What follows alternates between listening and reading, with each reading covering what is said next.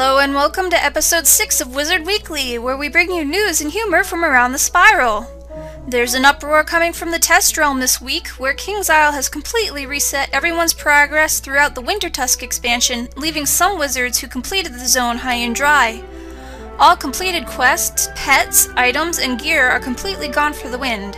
However, this may be for the better because they are getting a ton of reports about being unable to play because of glitches, about the ease or difficulty of particular quests, and the insaneness of some bosses.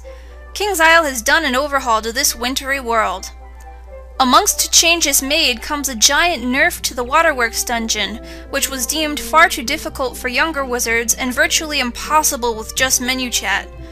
Many other changes have been made, and regardless of whether or not you've finished the zone already, King's Isle would like to hear from you regarding the changes they've made to Wintertusk.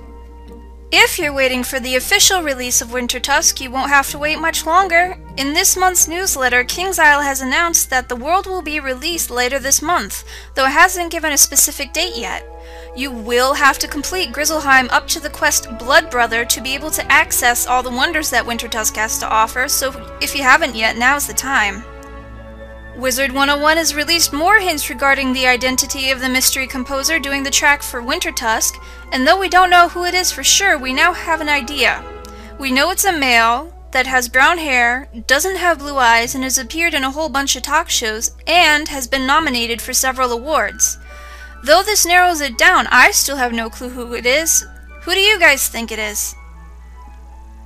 Speaking of the music scene, Wizard 101 has announced that they'll be doing a video feature on their official YouTube page, displaying the video of one lucky witch or wizard every week. If you're interested in getting your YouTube video featured, please visit the YouTube channel for more information. Finally, if you're a little crunched for both cash and crowns, there's a sale going on where you can buy 60,000 crowns for just $60. This sale has been on all week and will close on Sunday, May 8th, so if you haven't gotten on this sweet deal yet, you might want to hurry. Things are exploding this week as the duelists in the Wizard 101 Central 200th tournament have been going crazy. We've got 3 epic matches for you today in the Power Pip, so hang on to your hats. Here we go. Seth and Reflection kicked it off with a battle of mythical proportions. Both sides summoned minions to their sides, but Reflection was quick to quench Seth's minion of fire. Seth turned Reflection's Cyclops General into General Tso's Chicken the next round, but not before receiving a 1-2 punch from a rampaging Minotaur that left him reeling. Blow after blow was exchanged before Reflection sent another Minotaur to take out his opponent and take home the victory. The thunder of hooves had hardly died down when Blake Nightheart and Chaotic Lee went toe-to-toe in our second match. Blake immediately summoned a minion of ice, but Lee was in no mood for double trouble and quickly mashed both Master and Minion with a turbocharged Ice Angel. Blake had another Frosty friend by his side almost immediately though, and it looked as though he had Lee on the defensive. Lee had knocked down minion after minion, but for everyone he demolished, Blake had another ready to go, and it wasn't long before his tag team tactics began to fracture Lee's frigid defenses. This match made me wish I'd brought my mittens. Both competitors hurled spell after frozen spell at each other, freezing opponents and onlookers alike. When I'd stopped shivering enough to hold the camera still, the match had ended, and it was Blake and his frozen army standing victorious. Our last competitors are Gilderoy Lockhart versus Firestarter, who, because of a connection issue, decided to do a best of 3. The odds were against Firestarter as he stepped into the arena against an opponent 10 levels above himself, but it wasn't long before it became apparent that level wasn't going to make a difference as Firestarter quickly turned Gilderoy's ice minion into a slushie, summoning a minion of his own. Things only got hotter as Firestarter set the arena alight with a wildfire, unleashing a rather angry-looking heckhound. With his opponent charbroiled, all Firestarter had to do was slice and serve to savor the sweet taste of victory. As they entered the second match, it was right to business. Gilderoy wasn't going to let the bitter taste of defeat linger, summoning an ice minion and powering it up with a Balefrost just in time for it to say, "Hello!" to Firestarter with an icy shark attack.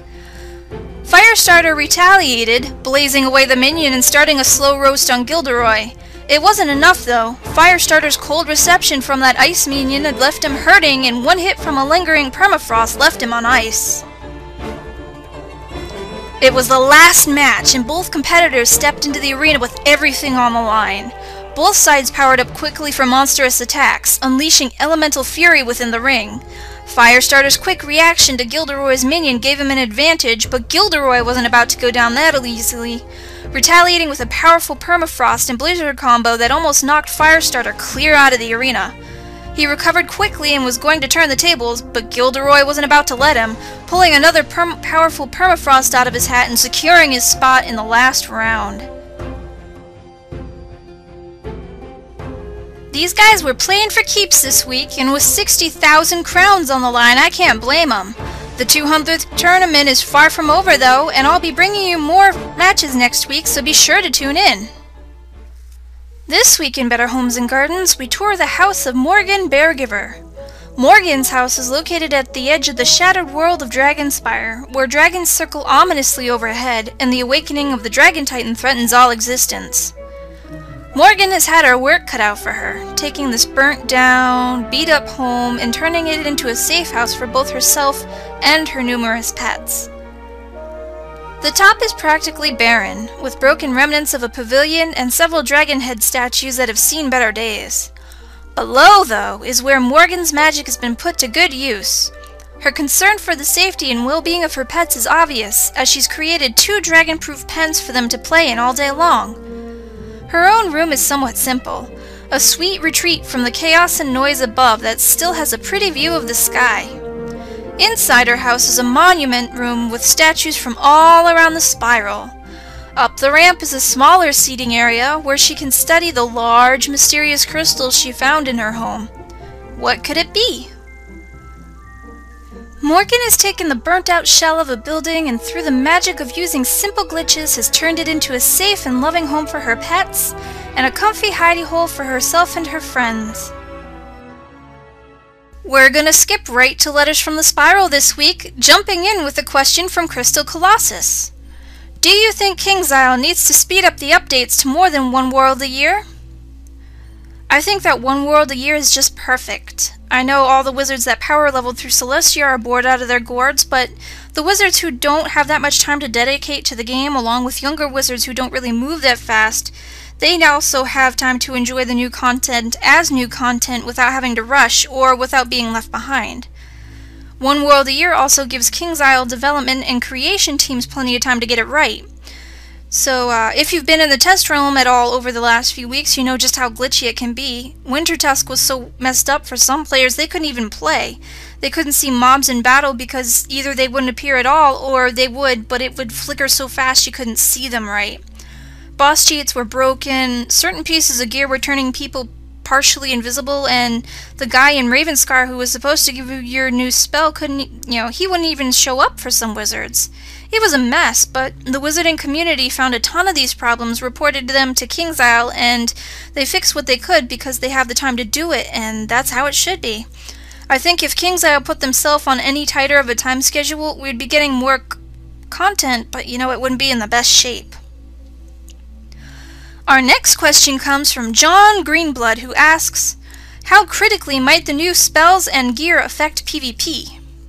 I actually had a few wizards ask me this question this week, and it's a great one. With the new spells, new gear, and universal resists, and the new school amulets, PvP is going to be tossed on its ear. The old gameplays that once rocked the arena aren't going to work so well anymore, and the duelists will have to adapt to this new playstyle or they're going to be flattened. That's the thing about PvP though, your ultimate goal is to adapt to every situation to overcome the challenges your opponents are throwing at you. There's no canned strategies, every encounter's different, and yes, some wizards will figure out this new PvP before others, but I think PvP as a whole won't be destroyed like some wizards claim it'll be. It'll be chaotic for a while duelists work with the new gear and spells, but it will settle down as they learn the ropes, and things will eventually go back to the way they were. Our last question comes from Guardian of the Unknown, who would like to know, do you think that later in the game, after a couple of level cap raises, we will be able to train the other schools 48 and 58 spells? I don't think so, Guardian. While we were given the opportunity to learn specific spells from different schools or use more unique spells from amulets, KingsIsle wants to reserve something for every school that makes them unique. This gives schools a chance in team gameplay in arenas that some wouldn't normally have. Take, for instance, the Life School. Even with their Super Yeti, they're still less powerful on the overall than another school, like, let's say, Storm. If that Storm student were allowed to train into Rebirth and whatnot, there would no longer be a need for that Life student who'd probably get tossed to the side because now they have a student who can cast that Rebirth over and over again and still nail their opponents with a Storm Lord the next turn. Not to mention that scenario would probably be unbelievably overpowered and totally unfair to whomever's on the other side of the playing field. Alrighty, that's it for this week's Wizard Weekly. Thank you for tuning in, and we hope to see you next week. Have a wonderful weekend, everyone! Hey, I just want to send a shout out to all our viewers this week. You guys really make Wizard Weekly what it is. I mean, we really wouldn't be able to do that much without you guys, so thank you so much for being so awesome. I really appreciate everything you guys do that makes Wizard Weekly special. Love ya! Has completely reset everybody's progress through Wintertusk, leaving some wizards who— whoa! My computer chair just totally broke. Awesome.